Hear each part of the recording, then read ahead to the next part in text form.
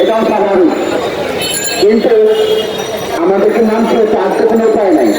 আপনারা জানেন আমরা হলো মুসলিম এবং আমাদের বাংলাদেশ মুসলিম আইডেন্টিটির জন্য জন্ম হয়েছে, অন্য কোনো আইডেন্টিটির জন্য না।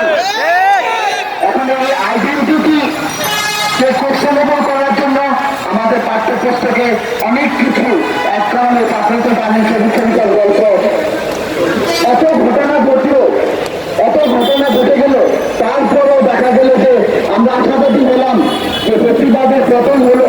আপনারা জানেন আমরা কোনো কথা বলতে পারতাম না, এই সরোয়ার হোসেন জাস্ট কথা বলার জন্য তাকে চাকরিচ্যুত করার মতো চেষ্টা করে ফেলেছিল এবং পুলিশের লোকজন তারা পৃথিবীতে ঘুরছে। কেন আমার দোষ কি?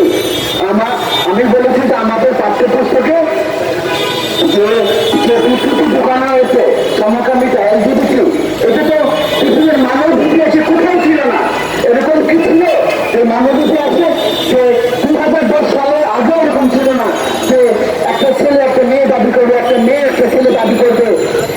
আমরা ওকে আইনি ভাবে আমাদেরকে গ্রহণ করতে হবে, তাকে সেলিব্রেট করতে হবে।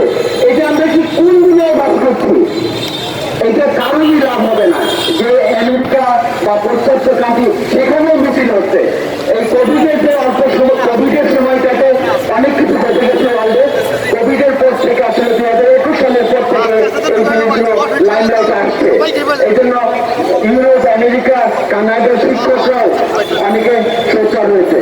তো এখন যে জিনিসটা হচ্ছে এত কিছু করার পরেও আমরা আশাবাদী হলাম। আচ্ছা, বাংলাদেশে কিন্তু আমাদের কিছু চাওয়ার নাই, তিনটা জিনিস চাইছি আমরা। একটা হচ্ছে আইনের শাসন, ন্যায় বিচার, এটা একটা। আরেকটা হচ্ছে আমাদের ধর্ম নিয়ে তৈরি করবেন না, আইডেন্টিটি তৈরি করলে কেউ ভালো থাকবে না। আর আপনারা ক্ষমতা চালান, আপনারাই প্রেসিডেন্ট, প্রাইম মিনিস্টার হন, we don't care, but we care our children, our next generation. This is our age a Muslim, এটা হচ্ছে আমাদের মুসলিম হিসাবে আমাদের চাওয়া। সেই জন্য এই যে দুজনকে ঢুকানো হয়েছে তারা সরাসরি ট্রান্সজেন্ডারদের পক্ষে লড়েছে। এমনকি আপনি তাদের ফেসবুক স্ট্যাটাস দেখেন, তাদের অ্যাক্টিভিজম দেখেন, এবং আমরা যে বলেছি আমাদেরকে নিয়ে মগারিয়া পর্যন্ত করেছে। তো ওনারা যদি শিক্ষক হয়ে এটা করতে পারে, বিকৃতিকে প্রচার করতে পারে অধিকার নামে, তাহলে আমি একটা প্যারেন্টস হিসেবে, শিক্ষক হিসেবে আমি এর প্রতিবাদ জানাই।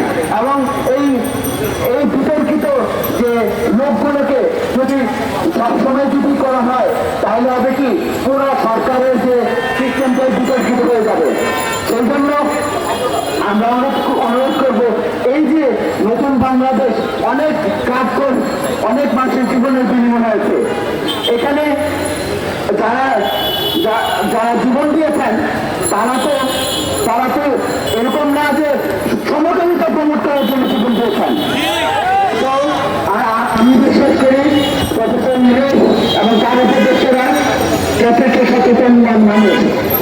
এই ইস্যু নিয়ে আপনারা করলে আপনাদের ভালো হবে না। আর আমরাও চাই না দেশে অস্থিরতা হোক, দেশের মানুষ এমনি অনেক কষ্ট করেছে, গত 14-15 বছর পরে এমনি অনেক কষ্ট করেছে, আর কত কষ্ট করবে।